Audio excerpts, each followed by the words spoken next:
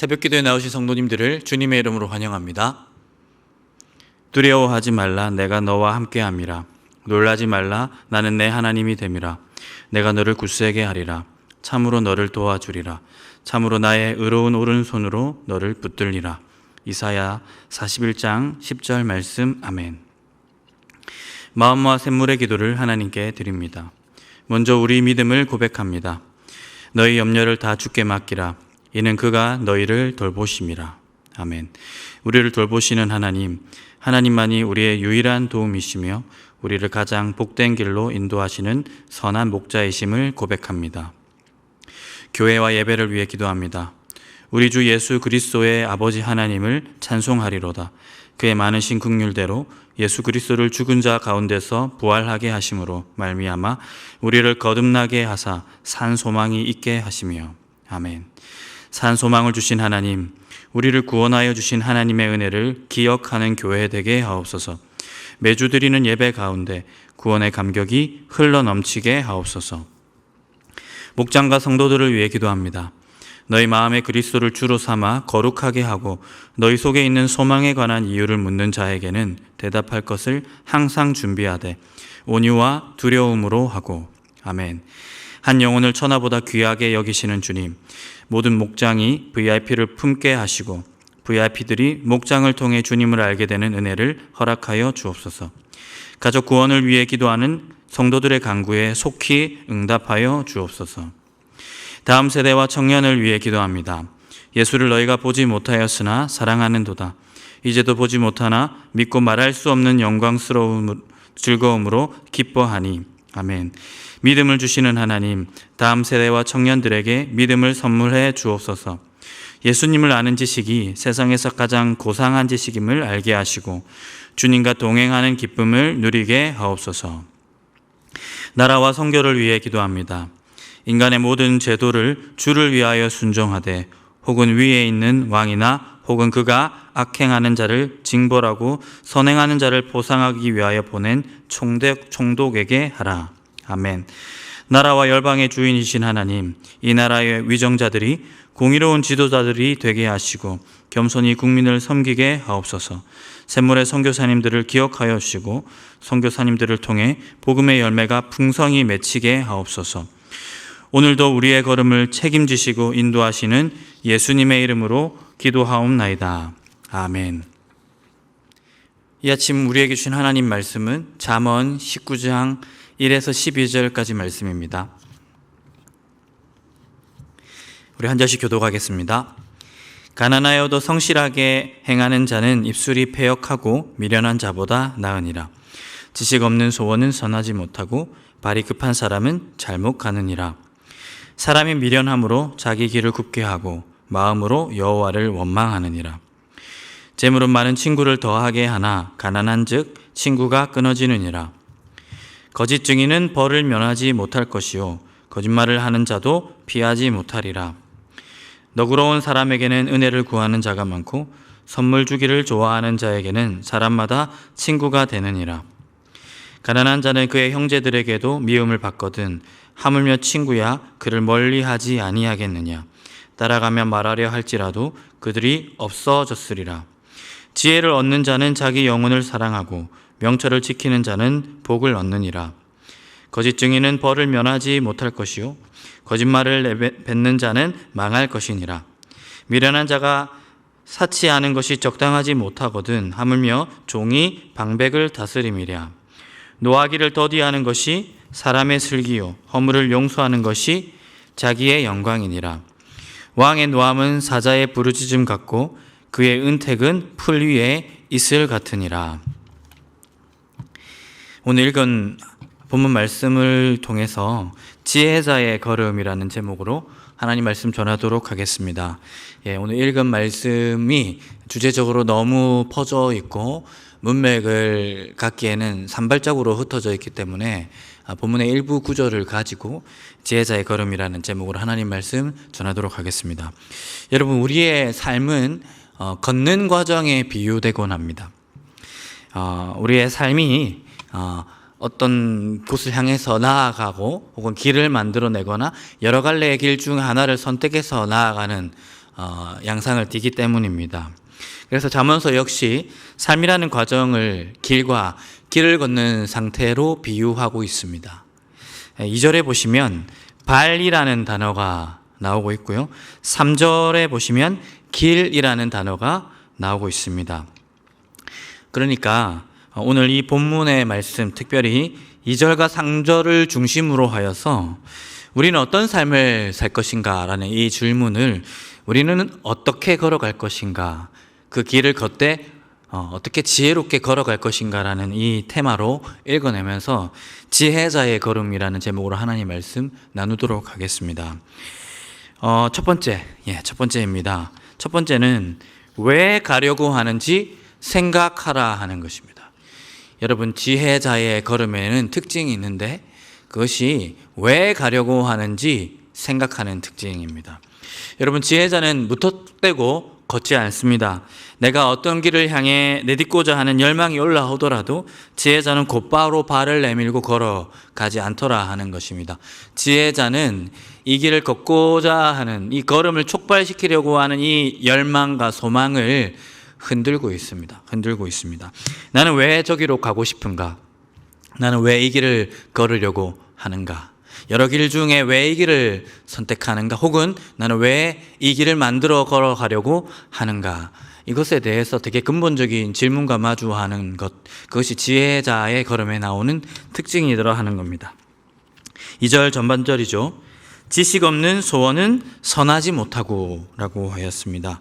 여러분, 자기 소원에 지식이 있는가 묻고 있는 것입니다. 내 안에 일어나는 그 열망을 지식이라는 기준으로 평가하고 있습니다. 여기서의 지식은 하나님의 뜻에 부합하고 있는가, 하나님의 뜻이 무엇인지를 알고 있는 지식이고, 이 일이 하나님께 영광이 될 수 있을까, 이 일이 이웃을 섬기는 데 있어서 하나님께 기쁨이 될 수 있는가, 이러한 근본적인 하나님과 관련된 질문을 담고 있는 정보 지식입니다. 그 지식을 근거해서 내 안에 이 물밀듯 일어나는 이 열망과 욕망, 혹은 긍정적인 의미로서의 소망, 그래서 어떤 방향으로 내딛게 만들고 있는 그 소원에 대해서 이 지식과 함께 견주해서 비판하고 질문하고 의문을 제기하고 흔들며 성찰하고 있더라는 겁니다. 왜 나는 이것을 원하는가? 이 소원함이 하나님 앞에 합당한가? 정당한가? 사람들에게 유익을 끼칠 수 있는가? 나의 영광을 위한 것은 아닌가? 근본적인 질문을 계속 던지고 있더라 하는 겁니다. 여러분, 왜 우리는 이런 질문을 던져야 할까요? 우리의 욕망과 우리의 열망과 우리의 소원 그 자체가 하나님의 뜻이 아닐 때가 있기 때문입니다. 우매한 욕망, 우매한 열망, 우매한 소망이 될 때가 너무나도 많기 때문입니다. 그래서 지혜자는요, 어떤 길로 내딛기 전에 내가 이 길을 가려고 내 안에 일어나는 그 소망과 열망이 일어날 때 그것을 하나님이 주신 지혜와 지식의 관점에서 해석하고 쪼개어 보도록 하는 것입니다. 사랑하는 성도 여러분, 여러분이 어떤 행동을 촉발하려 할 때, 어떤 것을 선택하려고 할 때 그 행동과 그 선택을 주도하는 여러분 안에 있는 그 소망이 하나님 앞에 합당한가 저울에 매달아 보시기를 간절히 소망합니다. 선한가, 아름다운가, 하나님의 뜻에 부합하는 것인가, 이 질문 앞에 여러분의 소망을 한번 비판해 보시기를 간절히 소망합니다. 여러분, 그리고 나서 걸어가도 늦지 않습니다. 그리고 성도 여러분, 혹 그렇게 한 결과가 내 안에 이 소망, 그래서 어떤 곳으로 걸어가려고 하는 이 열망이 주님 앞에 주님이 주신 그 지혜로움과 지식 안에 부합하지 않는다 판단된다면 여러분, 가지 마셔야 합니다. 걷지 말아야 됩니다. 그 길로 걸어갔다가는 넘어지게 될 것이기 때문입니다. 사랑하는 성도 여러분, 지혜자의 걸음은 어떤 걸음입니까? 첫 번째였습니다. 내가 왜 가려고 하는지 생각하더라 하는 것입니다. 이 지혜로움이 저 여러분의 삶이 되기를 간절히 소망합니다. 두 번째, 급하게 가려고 하지 말라입니다. 다급하게. 비슷한 동어 반복 같지만 지혜자의 걸음에는요, 여유로움이 있습니다. 다급함이 없습니다. 앞선 대지와 연결될 수 있겠습니다만은 여러분, 지혜자는 급히 걷지 않습니다. 우발적으로 선택하지 않습니다. 어디론가 가려 할 때 자기 마음을 살피고 하나님의 뜻에 부합한 것인지를 살핍니다. 그리고 내가 갈 수 있을까도 물어봅니다. 끝까지 걸을 의지가 내 안에 있는가? 이 소망에 대해서 다시 탐구합니다. 객관적으로 가려는 그 시도에서 멀리 떨어져서 시간을 보내더라 하는 것입니다. 2절 후반절입니다. 발이 급한 사람은 잘못 가느니라. 발이 급한 사람은 잘못 가느니라. 여러분, 어떤 일은요, 급속하게 처리되어야 될 일이 있습니다. 여러분, 그런 일들까지 제가 싸그러서 여유를 가져야 된다고 얘기하는 것이 아닙니다. 되게 직관적으로 해결해야 될, 직감에 의존해야 될 선택들이 있습니다. 하지만 우리 일상에서 마주하는 대부분의 일들은 그렇게 처리되어서는 안 될 일들입니다. 특수한 것이라기보다는 일반적인 일들에 대해서 지금 말씀하고 있는 것입니다. 여러분, 발이 급한 이유는요, 자기의 소원을 점검하지 않아서입니다. 자기를 객관화시키지 않아서 그냥 다급하게 어떤 의구심도 없이 내 안에 소원이 일어나면 곧바로 그 길을 걸어가 버리는 거예요. 여러분, 그렇게 되면 망하더라 하는 것입니다. 그러니 사랑하는 성도 여러분, 여러분 어떤 길을 가려고 할 때 어떤 선택의 기로 앞에서 여유를 가지기를 원합니다. 기도하시고요, 금식을 하시든지 아니면 주변 사람들에게 물어보시든지 한 텀 여유를 벌고 그 길에 대해서 고민하는 것, 이것이 지혜자의 걸음에 나타나는 특징이더라 하는 것입니다. 소망하기로는 하나님의 지식이 내 이 열망에, 이 소망함에 있는가? 이 걸음이 끝까지 지속될 수 있을까? 이것이 다른 사람에게 유익할까? 교회에 덕이 될까? 여러 가지 관점과 차원에서 여유를 가지고 그 걸어가려고 하는 계획을 한번 따져 묻는 것, 그래서 천천히 되도록 선택을 하는 것, 그것이 지혜자의 걸음에 나타나는 특징이더라 하는 것입니다. 사모하기로는 지혜자의 발이 급하지 않음을 우리가 기억하시면서 우리 역시 그러한 삶 사시는 우리가 되기를 간절히 소망합니다. 마지막입니다. 마지막 지혜자의 걸음에 나타나는 세 번째 특징은 뭐냐면 잘 넘어져라 하는 것입니다. 잘 넘어져라. 여러분, 좀 새벽부터 듣기가 좀 쉽지 않은 대지입니다. 하지만 여러분, 지혜자는 잘 넘어집니다. 더 정확하게 말하면 넘어진 다음에 잘합니다. 여러분, 우리 인생이 넘어지지 않기를 바랍니다. 소원이죠. 그렇게 되면 좋겠다, 혹은 그렇게 되어야 한다. 소원과 당위의 명제로 우리가 삶을 마주하는 것도 필요합니다. 그리고 기도하며 하나님 그렇게 되게 해주십시오, 소원을 품는 것도 좋습니다. 하지만 어쩔 수 없이 우리가 살아가는 현실을 마주하기 위해서는 소원과 당위의 명제뿐만 아니라 현실 명제도 마주해야 됩니다.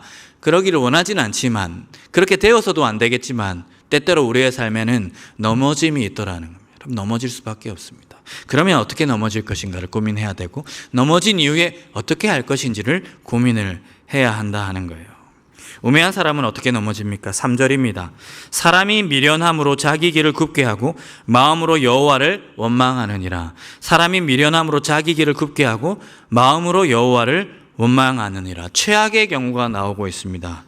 자기의 열망에 대해서 하나도 의심하지 않고 그저 나오는 발걸음을 내디디며 길을 만들거나 길을 선택해서 걸었습니다. 근데 그건 하나님 원하시는 길이 아니었어요.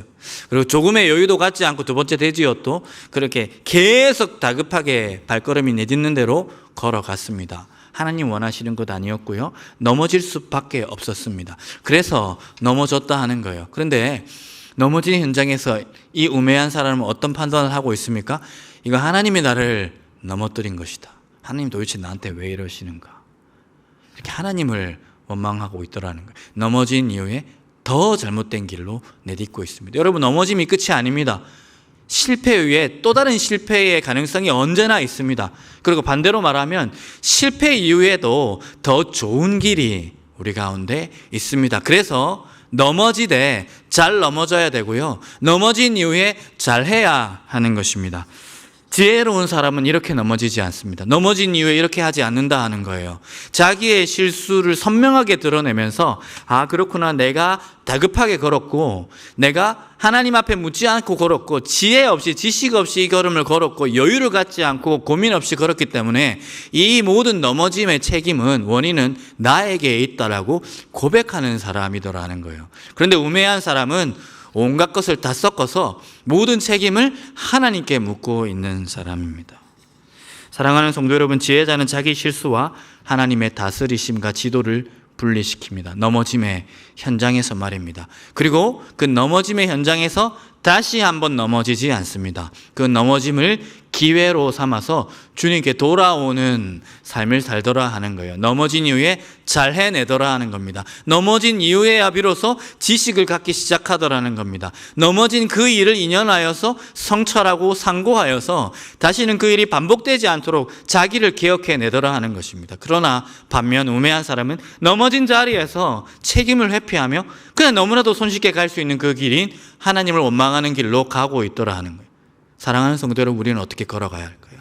우리의 삶에 넘어짐이 없으면 좋겠지만, 넘어지지 않아야 되겠지만, 넘어짐이 있을 때 우리는 그 이후에 잘 해내기를 원합니다. 지혜롭게 하기를 원합니다. 이 길은 하나님의 섭리 안에 있지만 직접적으로 내가 선택해서 우매한 길로 내디딘 결과다. 물론 하나님 그 속에서 다스리십니다. 어떻게 다스리십니까? 우리가 심은 것 그대로를 따먹게 하심으로 회개하도록 우리를 돌이키십니다. 그러면 회개해야 할 것입니다. 그 넘어짐의 모든 결론에서 자기가 빠져나가면서 하나님이 이렇게 만들었다, 하나님을 원망하는 우매한 길로 내딛지 않는 저와 여러분의 삶이 되었으면 좋겠습니다. 말씀을 맺겠습니다. 여러분, 어떤 길을 내디디려 할 때, 인생을 살아가려 할 때 왜 가려고 하는지 생각하라. 그 걸음에, 그 소망함에 지식이 있는가, 하나님의 뜻을 상고한 그 과정이 있는가를 물어보라고 하였습니다. 두 번째로 조금 더 일반론으로서 천천히 여유를 가지고 걸어가라고 하였습니다. 그리고 마지막으로 행여 넘어졌을 때라도 지혜자는 그 속에서 잘 넘어지고 넘어진 이후에 잘 해내더라는 겁니다. 자기를 비판하고 자기의 발등을 찍으면서 다시는 이 길을 걷지 않겠노라고, 이제는 하나님의 뜻에 순종하겠노라고, 하나님을 원망하는 길로 가지 않고 하나님을 찬미하며 민망히 여기며 회개하는 길을 가더라는 겁니다. 그렇게 복된 걸음을 걸어가실 수 있는 지혜로운 걸음 사시는 여러분 되기를 간절히 소망합니다.